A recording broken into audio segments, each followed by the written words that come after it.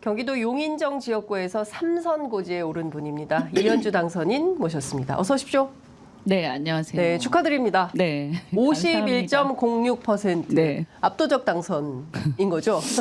압도적 당선할 줄 알았는데 막판에 조금 저 보수 결집이 있어서 걱정을 좀 했죠. 그래요? 다행히 뭐 당선은 됐는데 보수 결집이 어떤 방식으로 막판에 벌어졌다고 봐야 될까요? 제가 보니까 두 가지가 있는 것 같아요. 네. 그 막판에 이제 200석 얘기가 나왔잖아요. 네. 근데 이박석 얘기는 한동훈 위원장의 공포 마케팅? 그러니까 그게 그 한동훈 위원장이 뭐 얘기한 거예요. 늘상 한 얘기고. 네. 그런데 실제로 이제 야권 안에서도 이제 200석 탄핵 뭐 이런 얘기가 그다음에 이제 기세가 막 등등했잖아요. 조국혁신당까지 네. 관여 같이 이렇게 합세하고 하면서 거기에 대한 이제 위기 의식. 근데 위기 의식이 뭐 윤석열을 지키자 이거는 아니고요. 네. 개헌에 대한 위기 의식이었던 것 같아요. 개헌. 그러니까 사회주의 개헌이 될 것이다. 사회주의 개헌이요? 그러니까 사회주의 뭐 완전한 사회주의라고 누가 생각하겠어요. 하지만 네. 사회권 조국혁신당에서 사회권 선진국 얘기를 네. 했으니까. 그 말이 네. 대한민국의 일반적인 사람들한테는 그렇게 인식이 있죠. 그런 느낌으로 와닿거든요. 사회권하고 사회주의는 완전히 다른 얘기인데. 얘기지만 그러나 사회적 시장 경제라는 말도 일종의 사회주의라고 인식하기 때문에 근데 완전한 사회주의는 아니죠. 네. 하지만 사회주의로 가는 그 과정 이렇게 인식하기 때문에 공산주의랑은 좀 다른 네. 건데 근데 어쨌든 대한민국의 다수의 중산층들은 그거에 대한 이제 트라우마 같은 게 좀 있죠. 네, 그래서 그 사회권, 그러니까 굳이 저는 그러니까 복지국가라고 얘기하면 그러니까 되지. 북유럽형 복지국가. 복지국가라고 얘기하면 되지. 네. 사회권 이런 얘기 좀 안 했으면 좋겠어요. 사회권. 네, 그게 이제 상당한 트라우마를 일으킨다. 그래서 보수 결집을 가져왔고요. 또 하나는 이제 이거는 수도권 얘기인데, 네. 이제 한강벨트와 강남, 그러니까 한강에서부터 쭉 이어지는 뭐 네, 동작이랑 이런 데도 마찬가지고, 네. 그리고 강동구 이런 데도 상당히 근접했잖아요. 하남 네. 이렇게 되면서 그냥 분당, 우리가 이제 분당 바로 붙어 있는 옆에 용인이니까 그래서 저희 지역과 옆에 이제 부승찬 네. 당선인 뭐 네. 거기는 더 심하죠 저희보다. 거기는 진짜 근소한 표차, 500몇 표차로 거기는 승리했더라고요. 거기도 분당권이거든요. 저희도 네. 그렇고. 근데 거기는 뭐 막 7, 80평대 이렇게 강남에서 이사 오신 분들 아파트 그런 분들 많이 평수가. 사시거든요. 예. 저희도 그런 동네가 좀 있고요. 예. 그런 데서 결집을 확 한 거죠.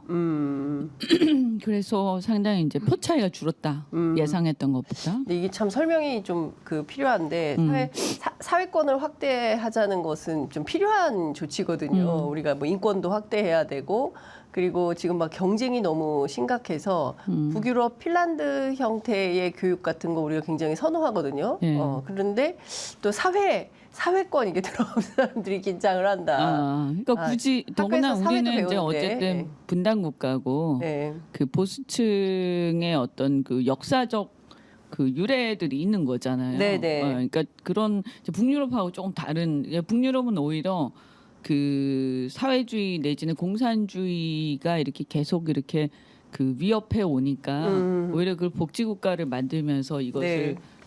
버텨왔는데 우리는 이제 전쟁을 했기 때문에 조금 상황이 좀 다른 그런 트라우마가 있는 거죠. 그러니까 언론의 역할이 굉장히 중요한 것 같습니다. 네. 언론이 또 사회권 부추기기도 했고. 네, 근데 사회권하고 사회주의가 얼마나 많은 엄청 다른 얘기인데 근데 이 얘기를 그렇게 그냥 이제 묶어가지고 선거라는 거는 네. 그런 논쟁을 하기 시작하면 이미 지는 거예요. 그 말이 네. 길어지면 네, 이미 말이 안 길어지면 된다. 이미 그냥 복지국가로 갔어야 됐다. 네, 네, 네. 알겠습니다. 그 저는 오히려 그 복지국가도 복지국가지만 소득을 높일 수 있는 방안들. 그거 중요합니다. 네. 그러니까 왜냐면 지금 물가가 오르는데 네.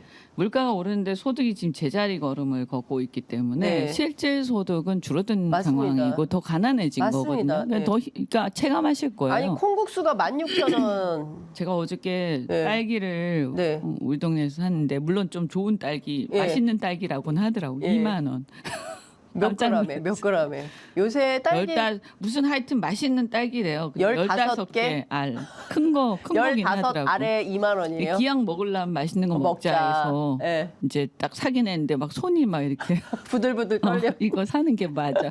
야, 눈 딱 감고 한번 먹어보자 이렇게 했는데. 근데 이걸 근데 진짜 이거 그러니까 옛날하고 달리 이제 딸기도 함부로 못 먹는 무슨 눈 딱 감고 한번 마음 먹고 먹어야 되는 그런. 그러니까 어제 저도 장을 봤는데 참외 5개가 22,000원. 근데 그것도 마트에서 그런 거고, 그러니까 우리가 뭘 마음 편하게 먹을 수가 없어요. 과일을 먹기가 힘든 게 돼버렸잖아요. 근데 왜냐하면 돈이 없어요. 주머니에 돈이 있어야 딸기도 사고 포도도 사고 하는데 그게 안 되는 거죠. 말씀해 주신 대로 가처분 소득이 줄어들고 있어요. 요새 달러 오르죠. 그렇죠. 기름값 주유하는데 더 100원 이상이 오른 거예요. 지금 이제 중동 정세가 불안정해졌기 네. 때문에 물가는 기본적으로 그리고 이게 희한하게도 어쨌든 미국이 경기가 너무 좋기 때문에 네. 인플레이션 상태잖아요. 맞아요. 그러니까 미국 물가는 계속 오를 거고 예. 미국은 이제 물가는 오르지만 소득이 오르니까 상관이 없는 거죠. 미국 사람들은 미국 사람들은 뭐 사실 기분 좋은 물가죠, 이것은. 자기 월급도 오르고 물가도 오르니까 뭐 사는 데 급여나 소득이 엄청 올랐어요, 미국이. 그래서 지금 제가 얘기 들어보니까 한국에서 이제 뭐 유학 갔거나 하신 네. 분들 굉장히 힘드시다고. 또 연수 가신 분들도 네. 국내 기준으로 급여를 예. 받잖아요. 그렇죠. 그러면 이제 예를 들어서 살 수가 1억이면 없어요, 10만 불인데 예. 그 옛날에는 한 10만 불 정도면 그래도 먹고 생활했단 말이에요. 네. 지금은 10만 불 굉장히 허덕거리는 액수. 굉장히 빠듯한 왜냐하면 물가 전반적으로 오른. 근데 미국 사람들은 예. 지금 일자리가 넘쳐나니까 예. 그러니까 오히려 막 구인난이잖아요. 예. 그러다 보니까 이제 오히려 이제 소득이 올라서 네. 미국인들은 상관이 없는 거죠. 근데 우리는 어떻게 하냐는 거죠. 우리는. 그러니까 이제 그래서 미국이 그러다 보니까 금리를 계속 올리고 네. 우리는 안 올릴 수가 없는 그렇죠. 상황. 근데 이제 일본 같은 경우는 그럼에도 불구하고 금리를 이제 잡고 있었잖아요. 예.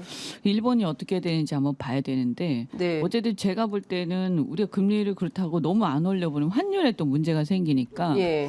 그리고 우리가 할 수 있는 게 뭐냐 결국에는 그러면 미국 주도의 경제에서 사실 부가 빨려 들어가는 상황인데 네. 이제 개발도상국이나 우리 같은 이제 선진국 초보들은 그러면 여기서 우리가 다른 이제 돈을 벌 수 있는 다른 방법들을 예. 이제 생각을 해요. 우리 수출 주도를 해왔는데 수출이 지금 많이 침체기에 있는 거잖아요. 예. 다시 차라리 이렇게 되더라도 환율도 오르고 해도 네. 수출이라도 이제 화랑이면 그러니까. 상관이 예. 없거든요. 그래서 그거를 이제 어디에 문제가 있는지 사실은 통상이나 외교에도 문제가 있는 거잖아요. 그렇죠. 그래서 좀 그런 쪽으로 그래서 사실은 뭐 지금은 제가 볼 때 제 개인적으로 볼 때는 뭐 사회권 국가라든가 네. 이런 것들은 이제 이상을 가지고 얘기를 하는 것이고 현실적으로는 일단 이 문제를 해결하는 게 더 시급합니다. 맞습니다. 네. 이제 국민들이 일단 제가 이번에 10사흘 동안 현장 취재하면서 느낀 가장 심각한 문제는 시장에 사람이 없어요. 일단 시장에 사람이 와야 경기가 돌고 뭐도 사 가져가고 또 사는 기쁨, 파는 기쁨이 있어야 되는데 둘 다가 없다. 그리고 와서 전부 물어만 보고 그냥 가신다는 거예요. 왜냐면 너무 비싸니까 살 수가 없는 거예요. 특히 이제 그 전통시장 가시는 분들은 노인분들이 많은데 노인분들일수록 더 소득이 없잖아요. 그러니까 먹고 사는 문제가 굉장히 절박해지고 있다. 근데 앞서 말씀하신 대로 이게 우리가 수출 다변화도 해야 되고 그다음에 무역도 좀 확대해야 되고 하는데 그냥 미국하고 일본하고만 하니까 이게 중국 러시아 문제 안 풀고 이게 방법이 있는 거냐. 그리고 당장 미국도 트럼프 되면 IRA법부터 없앤다는 거 아닙니까? 그러면 결국 미국 좋은 일만 시켜주고 우리한테 남는 건 뭐냐. 이런 비판이 있을 수밖에 없을 것 같아요. 지금 일단은 IRA법이 우리가 이제 피해는 많이 보지만 네. 또 어쨌든 삼성이라든가 이런 데서 보조금 상당히 또 받게 됐거든요. 네. 그 기대하기도 하는데 그런데 그것도 뭐 없애고 이렇게 되면 또 굉장히 불안정한 그렇죠. 상황에 놓이는 거고 그래서 이제 사실 현실적으로 트럼프가 될 가능성이 높아 보이는데 그러면 그 변화하는 이제 네. 대북 관계라든가 네, 이런 네. 어떻게 우리는 거기에 대해서 예. 어떤 스탠스를 취할 거냐 예. 이런 것부터 시작해서 예. 또 어쨌든 간에 복지국가라는 것도 세수가 좀 확보가 확보가 돼요. 돼야 되는데 지금 그러니까요. 세수 계속 부족하고 87조. 기업들이 지금 용인 같은 경우에도 네네. 삼성전자가 주요 이제 세원이었는데 이 삼성전자나 이 기업들이 지금 계속 매출이 줄고 네, 예. 이익이 줄면서 예. 지금 어쨌든 상황이 별로 안 좋아요 세수가. 예, 지방세도 그래요. 그래요. 예, 그래서 상당히 계속 10% 이상 성장해 왔거든요. 네네네. 용인시의 세수는. 근데 이번에는 거의 답보 상태. 아, 그래요. 네, 예. 그 심각하다고 들었어요. 그러네. 예. 그러니까 우리가 답보 상태면 다른 지역은 훨씬 힘들겠죠. 네. 그래서 이런 상태에서 이게 그렇다고 보통 심각한 게 이제 아니에요. 다들 어려운 상태에서 예.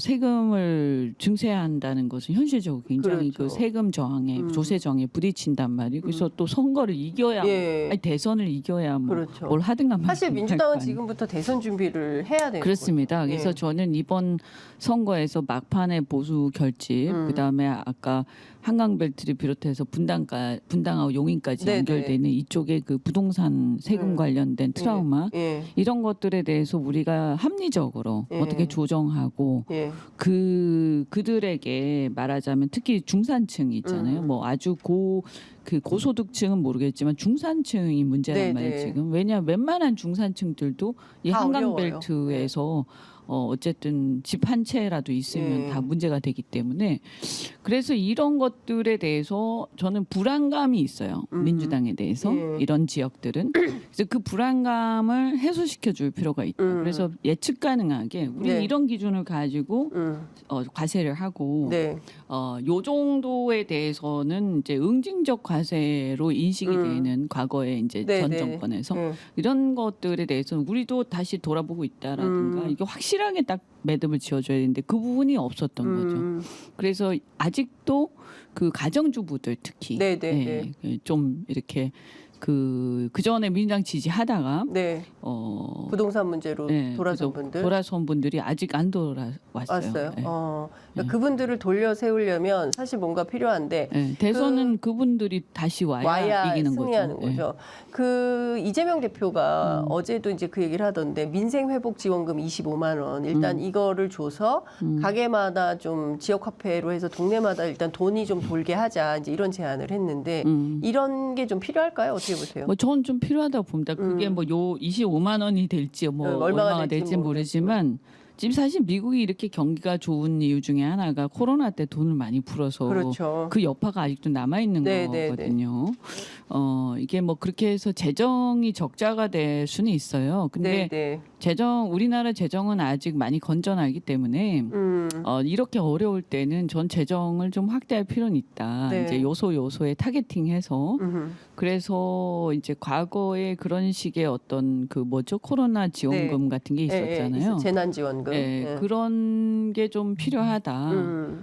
그리고 이제 좀 더 근본적으로는 저는 이제 복지에 대해서 좀 구조 조정을 하면서 우리가 보면 이렇게 불필요하게 막 이렇게 그리고 중복되는 게 많잖아요. 그래서 그런 것들을 이제 왜냐하면 막 부서가 산재돼 있다 보니까 경쟁적으로 한다면 그게 겹치거든요. 중복되고 그래서 이런 것들을 쫙 스크린해서 저는 좀 통합할 필요가 있다. 그래서 예를 들면 제가 요새 이제 좀 살펴보고 있는 게 싱가포르의 CPF라고요. 그 거주 그다음에 그러니까 딱 결혼을 하면 집 그러니까 한 17평 15에서 17평 정도 되는 아파트 그다음에 그 가전제품 기본적인 거 그걸 줘요? 그걸 세트로 딱 줘요. 차도. 예. 그러니까 뭐 큰 차는 아니지만 작은 차 하나 되게 이렇게 해가지고 주는 게 아니라 이제 이거를 아주 저리로 국가가 이제 한꺼번에 패키지로 주는 거죠. 그런 게 사회권인데 사실. 아니 그렇죠. 그거예요. 아니 근데 이제 그 이걸 말을 복지국가로 말을 사회권 하지 말고 그러니까 복지국가 어쨌든 말을 바꿔. 정치니까 그렇잖아요. 그래서 아니 아예 이걸 그냥 제시를 하는 거. 전 그래서 이걸 제가 국회 들어가면 네. 이렇게 좀 그 구상을 CPF. 해보려고. 네. 제가 싱가포르에 어렸을 때 살았잖아요. 그래서 이렇게 싱가포르에 이제 그 네. 얘기들을 많이 듣는데 네. 이게 그래서 한 10년 내지 그러니까 한 20년 동안 갚아 나가는데 처음에는 뭐 예를 들면 처음에는 한 150만 원씩 갚다가 매달 네. 나중에 한 50만 원, 30만 원 이렇게 되거든요. 그러면서 소유권이 다 넘어가는 괜찮네요. 거예요. 소유권이 괜찮아요. 넘어가고. 그러니까 그러니까 말하자면 이런 거예요. 결혼하는 데 있어서 크게 걱정할 필요가 없는 거죠. 네. 네. 그러니까 제가 현장에서 만난 수많은 20, 30대들이 어떤 얘기를 했냐면 결혼도 하고 싶고 아이도 낳고 싶고 행복하게 살고 싶다. 그런데 지금 상황은 이 월급 받아가지고는 나 혼자 먹고 살기에도 너무 빠듯한데 이 돈으로 결혼해서 아이 양육을 어떻게 하냐. 그러면 나처럼 우리 애도 똑같이 불행해질 텐데 그렇게 살고 싶지는 않다라는 거예요. 그러니까 사실 이것은 국가가 좀 책임을 지고 청년들이 걱정 없이 살 수 있도록 네. 해줘야 되는 거죠. 네. 치열하게 치열하게 경쟁만 하게 만들고 전혀 사회가 책임져주지 않으니까 청년들이 절망할 수밖에 없다라는 생각이 좀 듭니다. 그러면 뭐 돈을 갖다가 그러니까 국가가 돈이 없는데 막 그냥 퍼준다 이런 의미가 아니라 아니죠. 이거 다 갚아야 되는 거예요. 네. 갚지만 국가가 대량 구매를 하는 거잖아요. 네, 네. 공동 구매를 하는 거 아니에요, 그렇죠. 말하자면. 네. 싸게. 그러니까 좀 싼 거죠. 네. 좀 싼 거고 여러 가지 이제 측면에서 이제 이 금융에만 맡겨 놓으면 그렇게 돈 빌리기가 어렵거든요. 네. 그래서 이게 저리로 하면서 이게 사실상 말하자면 이제 자기가 열심히 근데 이게 이제 직장이 있어야 돼요. 네. 이 조건이 근로를 하고 있어야 돼요. 그래야겠죠. 네, 그래서 소득이 계속 네, 발생할 네, 때 이게 유효한 거거든요. 네. 그러니까 근로에 대한 어떤 그 인센티브도 주는 거고요. 네. 그래서 요런 거 그러니까 일반 서민이나 일반 이제 젊은층들에 대해서는 저는 이런 게 있어야 그래서 기본적인 의식주에 대한 걱정은 좀 안 할 수 있게 덜어줘야 되는 거 아니에요? 아, 갑자기 싱가포르 취재에 가고 싶네요. 싱가포르의 청년들을 같이 좀 갈까요? 그럴까요? 좋습니다. 싱가포르 취재. 저는 이거를 예. 좀 이렇게 확대 연구해서 한번 실제로 그 현장의 꼭 해야 사람들을 된다고 어떻게 생각하기 받아들이는지 때문에. 우리한테 필요하다면 네. 현장 취재해서 말씀을 좀 나눌 수 있으면 좋을 것 같습니다.